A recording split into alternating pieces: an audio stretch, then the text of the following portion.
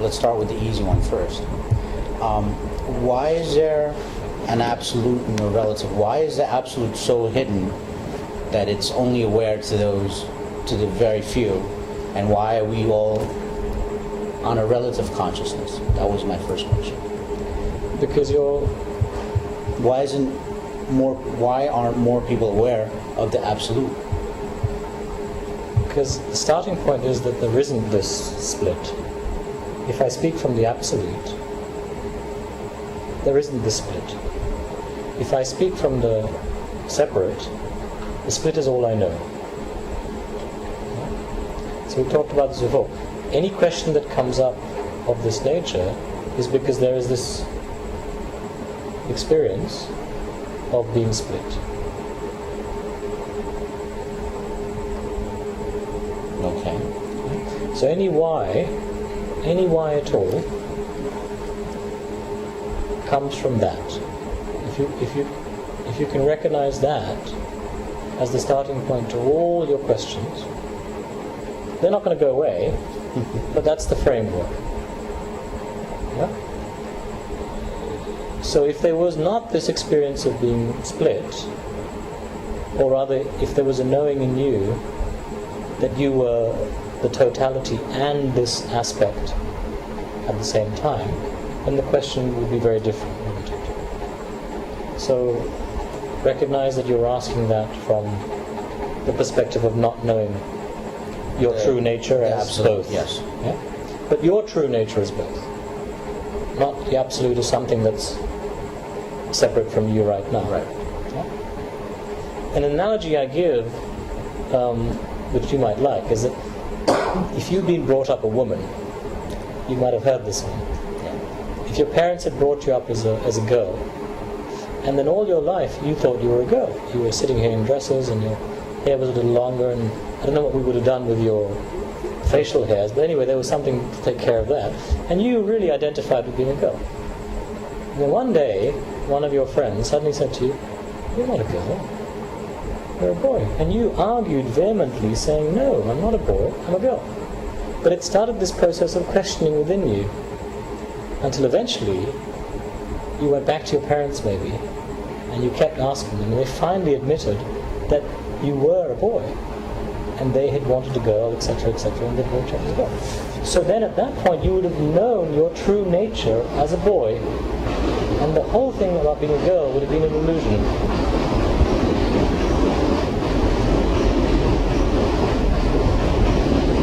So the point is, it's whatever we are identified, which we take as real, but we have these niggling doubts. That's why you're here, that's why you're asking the questions. Because somehow there's this, well, hang on, it doesn't quite feel right. But all the questions and all the doubts start from your current identity, whatever your current identity is. So if in your own mechanism you can watch the questions come up and see whether this makes sense to you with all the questions that come up, that they start from that belief, rightly so, because our five senses and our thoughts tell us that, this belief that this is what I am, this body, mind, organism is all I am.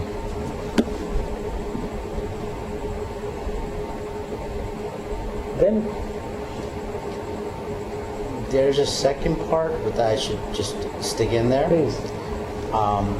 Which is segue for the first question. You went through a whole entire journey to become aware, right? And then there's a second analogy you use about the wave and the ocean, right? Now, once this wave goes back into the ocean and comes back as something else, that entity is not going to be aware and has to go through the whole entire process again, no? Isn't that a pain in the butt, don't you think? Again, from whose perspective? From the so-called... From the perspective of the wave, not the ocean. That's right. But remember, the wave is only apparently separate. But that takes a long time for the wave to understand it's part of the ocean. Or it can happen in an instant. True. And actually, so-called awakening is just a word to describe that shift, where the wave, in an instant, realizes it has always been the ocean. The process might take a long time, but the moment itself is sudden. It happens in an instant. And we never know when that instant is going to take place. No matter where you think you are in your journey, no matter what you think you know or don't know, you never know when so-called awakening is going to happen. And the reason I keep saying so-called is because awakening only relates to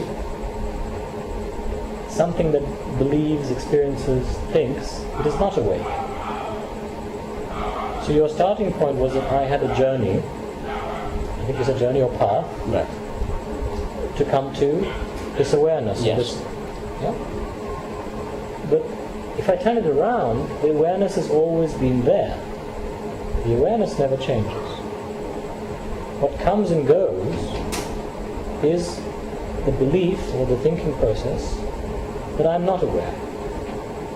For the average seeker, there's this idea that I have to become aware, and that I have to awaken. Yeah?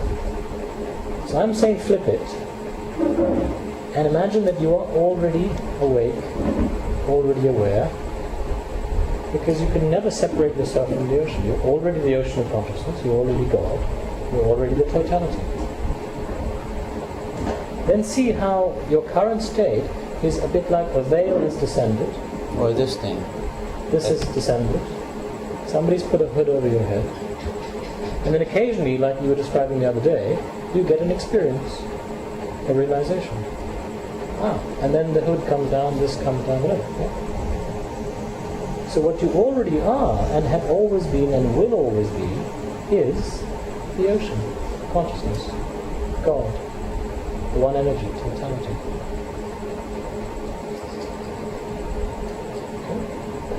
But you tend to forget that every time. So the question really is, why do I forget? Why does this process of remembering and forgetting happen? What's this all about? Yeah, it seems like a crazy game. Yeah. And it is a crazy game. But also it's fun. And it's tragic, depending on which way you look at it. And we can say, as a story to explain this, it's just a game of hide and seek. If you are the singular oneness, totality, one energy, God, consciousness, then what better way to know yourself but to play hide and seek? So you pretend to forget yourself so that you can suddenly discover yourself. You pretend to be all these different characters, different shapes and sizes, human characters, 7 billion of them, and you are also all the animal characters, the plant characters, mineral object characters. Then it's a wonderful game from that perspective. And again, as a story, as a way of explaining it, you want to become all of them because you want to experience your infinite potential, which is to be everything. So because you have the potential, you seize the opportunity and you become everything. The moment of the Big Bang, you have become the whole of manifestation.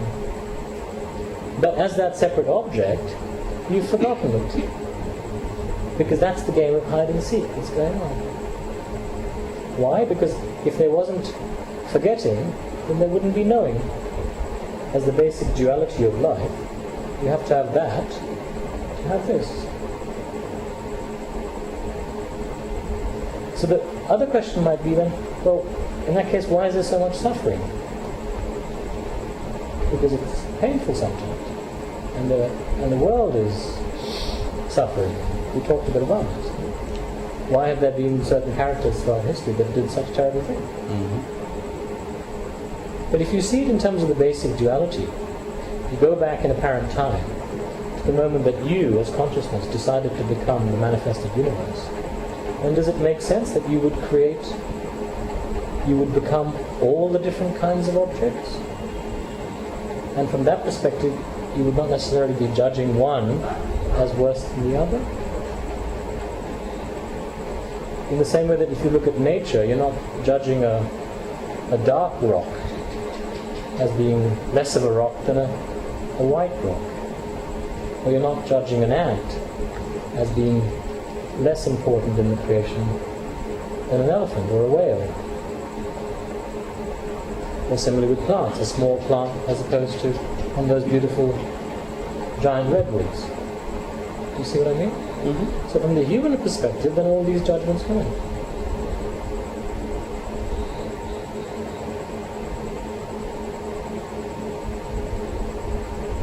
I was thinking about your story about the ant. I've always thought that ants were far more intelligent and a lot more, they could do a lot more than people can. And who's to know? Maybe they're controlling us. Maybe the ants are the puppeteers. The ants are the ones who are controlling the supercomputer. And we, in our arrogance, as humans, think we're the most evolved species. Who's to know? Do you remember that scene in Men in Black? Has anybody seen Men in Black? Oh, The yeah. first one. I know what you're talking about, the end. Right at the end of the movie. So for those of you who haven't seen it, there's this crystal ball that they're chasing after throughout the movie, and in the crystal ball is this whole other galaxy or whatever that has to be saved. Anyway, and the crystal ball is hanging off a cat, and it's the last place they think of looking for it.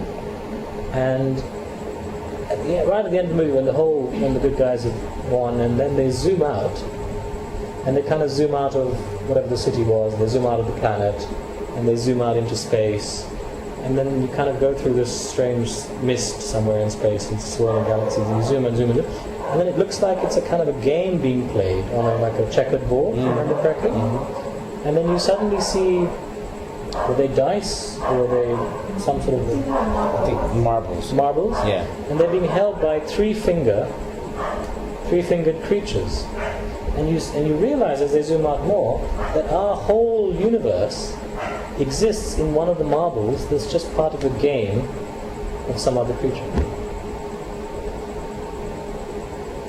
So honestly, we don't know, and we can never know. So the mind that starts to see, number one, why it's asking the question, because it feels separate because of the five senses and its thoughts. And number two, that we have this limited capacity in terms of our brain power. Limited in the sense, in terms of what we understand and we take ourselves to be. So how can we know the totality of what is? In terms of knowing all the details of what is. You can know yourself as the totality, but you can't experience yourself as the totality. Because as long as there's going to be Saranga, and Saranga has to live in this mind-body organism.